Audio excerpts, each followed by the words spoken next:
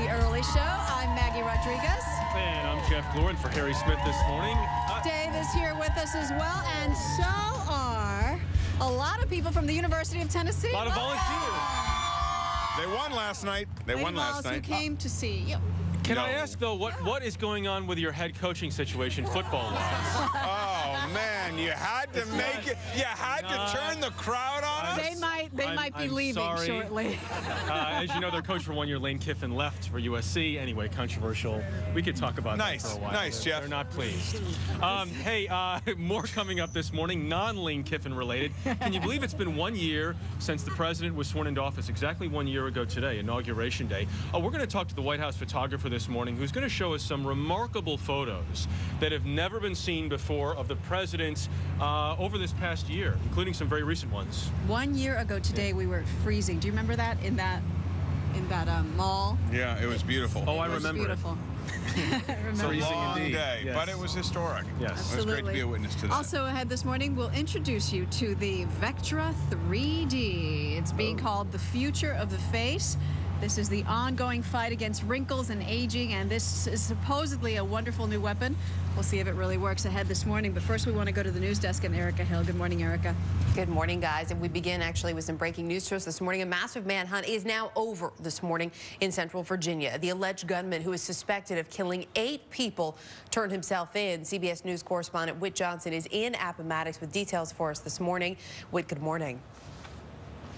Well, Erica, good morning. That news came down just about 30 minutes ago. Police saying that the suspect, the alleged gunman in this case, 39-year-old Christopher Spite, turned himself into authorities without incident.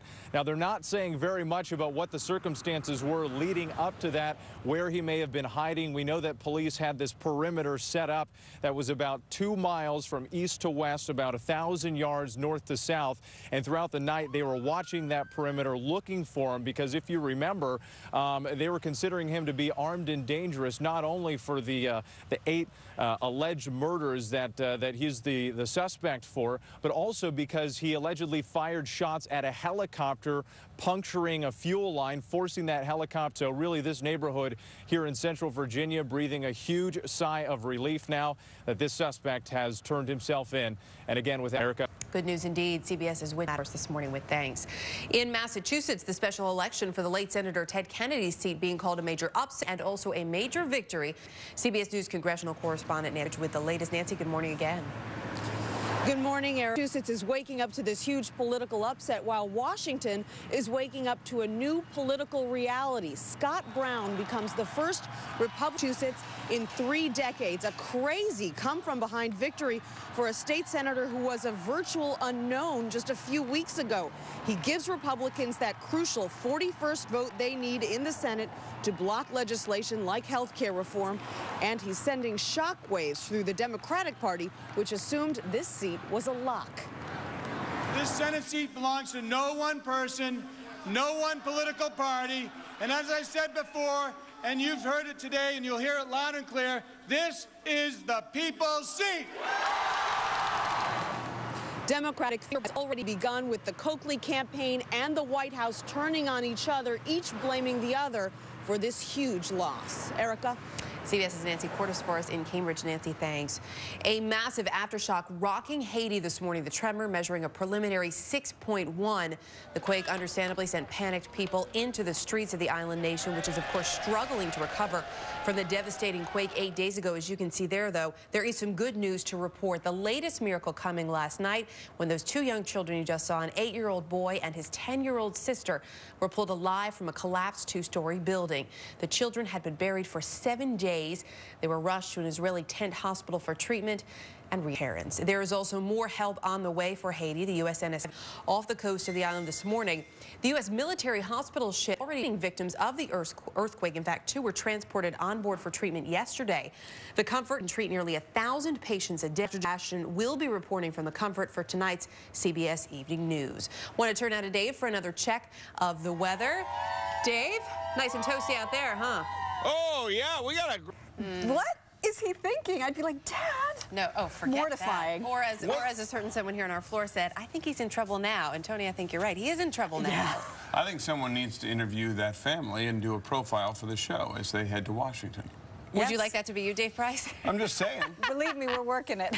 Or it could be the next reality show out of D.C. Who Needs the Housewives? That's so true. We'll have the dating game. With the Brown daughters. Well, just so you know, my daughter's not available until she's 50. Exactly.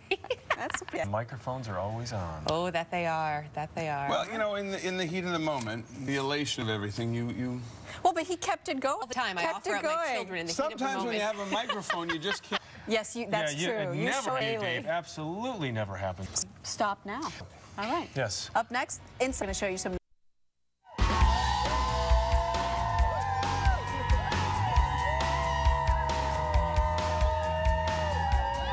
Welcome back to the early show. We got a lot of enthusiastic people out here to help us stay warm. Coming up in this half hour, there's a great story out of Haiti. Finally, we need that. Some kids that were up for adoption even before the earthquake hit. The people who were waiting to adopt them didn't know their fate. Not only do they know their fate now, but they are on the verge of a very special reunion. And you're going to meet one mother who just can't wait for that moment. Such good news and much needed. Also, what a difference a few decades makes for us men, Dave. Do tell. So true, Jeff. We're talking this morning about a new study that shows women are catching up to their husbands and often surpassing them when it comes to making money and going to school. We're going to have more about that as Erica and Maggie laugh in our faces. Is No, this we wouldn't do surprising that. to you, gentlemen? No, Not it's at all. not. Not at all. Because it doesn't In seem like fact- you're having a tough time with it at all. No. I mean, Jeff is well aware his wife is much brighter than he is. Prettier. She's prettier. She's infinitely more successful as well. And isn't that Kinder. what you want? Yeah, pretty much. I You guess. didn't want to marry up. Yeah. There you go. I don't know how I You did it. Your Plus, wife, you just your keep wife. saying yes when you're on TV. I- Good work. yeah. Good work. For those of you, by the way, who Well-trained. have not met Jeff's wife, Nicole, she is a lovely, terrific, bright gem of a woman. You are a very lucky man. She's makes it all- taken. which makes Take it it all the more easy. I surprising. Absolutely. Stuck around this long. Well, we'll continue to examine that a little bit later. Also, if you are a little tight on time but ready to make a great meal for your family, Chef Chris Kimball here with some very easy, affordable recipes, perfect for your weeknight dinners. Hi, Chris. Love our Chris Kimball. But first, Dave Yes? is here with a final check of the weather. Yeah, we've got... Oh, I appreciate the applause. It's very, very kind. But we have some serious weather to talk about. Why? We're talking about potentially some of the worst flooding you have seen in California in upwards of a decade. A series of waves of low pressure